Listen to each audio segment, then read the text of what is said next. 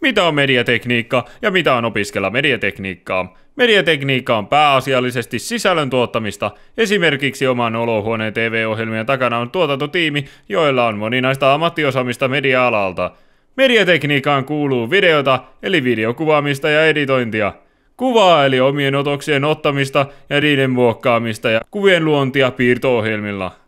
3D:tä, eli mallien luomista ja niiden animointia.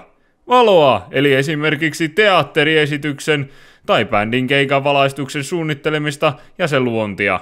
Ääntä, eli äänittämistä, säveltämistä, nauhoitetun äänen editointia ja äänen toistoa. Journalismia, taittoa, käsikirjoittamista, koodausta, ohjelmistosuunnittelua, pelien suunnittelua sekä tuottamista käyttämällä apuna esimerkiksi video, kuva, ääni tai ohjelmointiosaamista.